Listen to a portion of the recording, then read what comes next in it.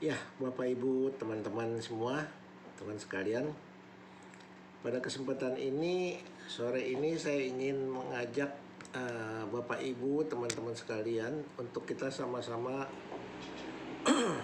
merenungkan tentang kesudahan zaman.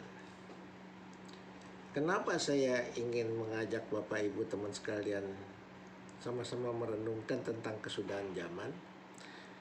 Karena tanda-tandanya sudah banyak, sudah sangat banyak Tuhan berikan. Karena itu kita sangat perlu untuk waspada, Bapak Ibu. Karena kalau kita nggak waspada, kita ketinggalan. Kalau kita ketinggalan,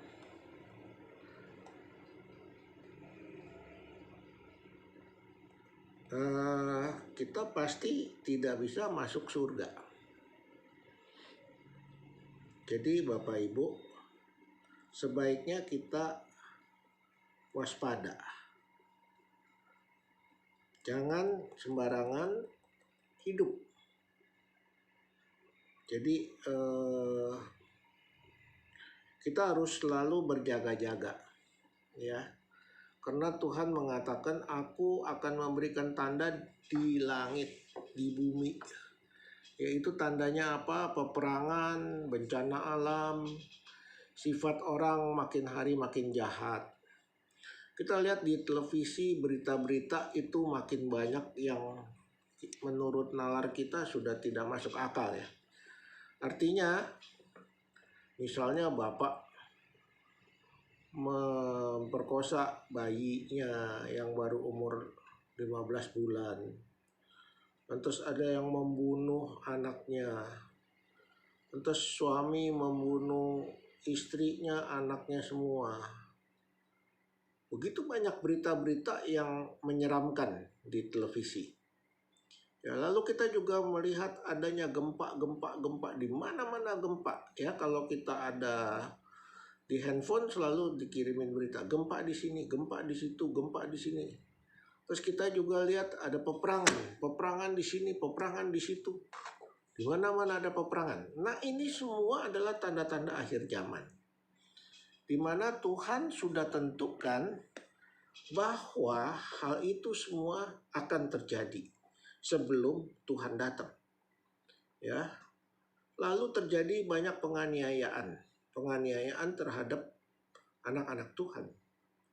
Ya, kita lihat banyak anak Tuhan yang dianiaya, yang disiksa di negara-negara komunis, ditangkap, dibunuh, dan sebagainya.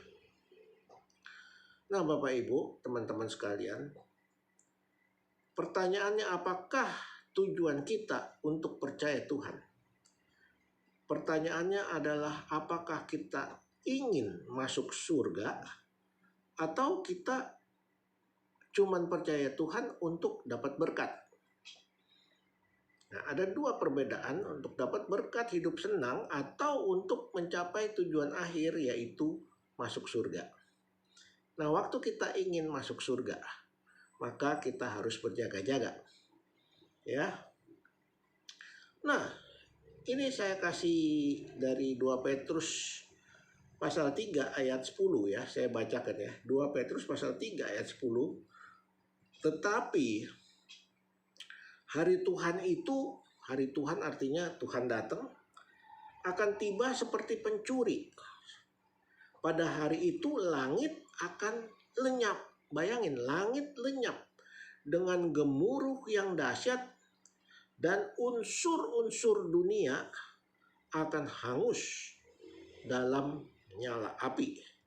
Dan bumi dan segala yang ada di atasnya akan hilang lenyap.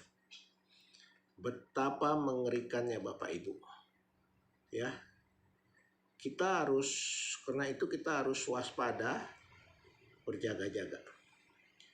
Ayat 11-nya, jadi jika segala sesuatu ini akan hancur secara demikian, betapa suci dan salehnya kamu harus hidup.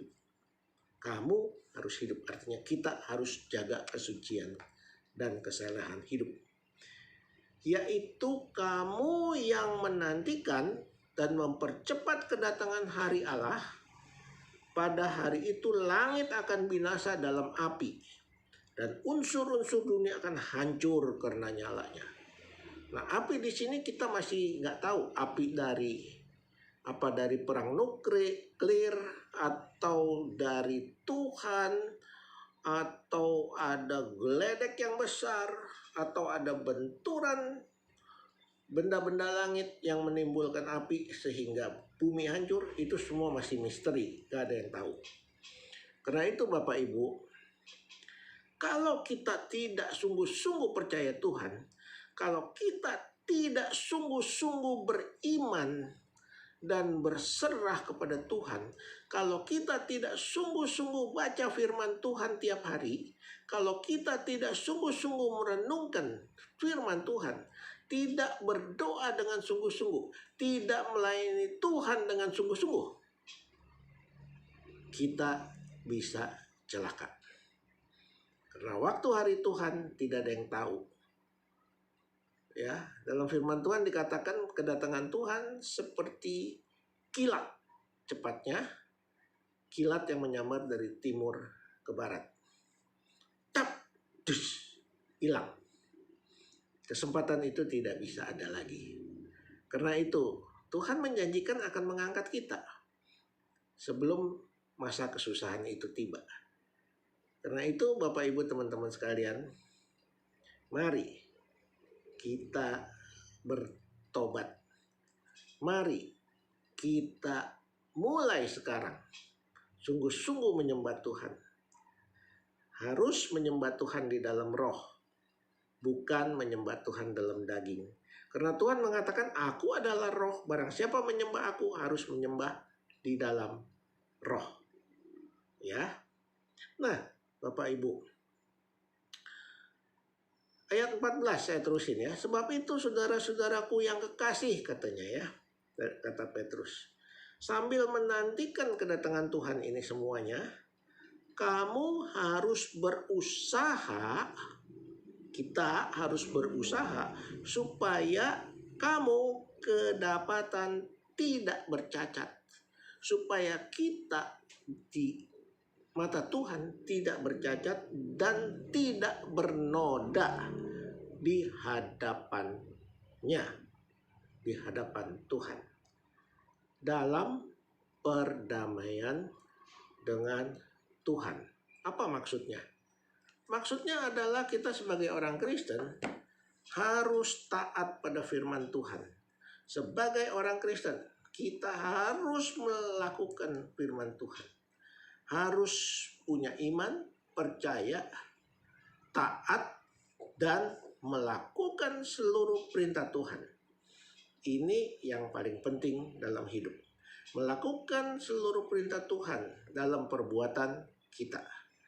Perbuatan yang bagaimana? Perbuatan yang dipimpin oleh Roh Kudus, bukan perbuatan yang dipimpin oleh rasio dan kedagingan. Karena itu Bapak Ibu, sampai di sini dulu. Nanti kita sambung di episode berikutnya. Ya, semoga Bapak Ibu tambah hari tambah mengerti, tambah banyak dengar firman Tuhan, tambah tahu, tambah berubah, tambah dekat dengan Tuhan. Jangan lupa klik subscribe dan share kemanapun. Sampai ketemu lagi di episode berikutnya.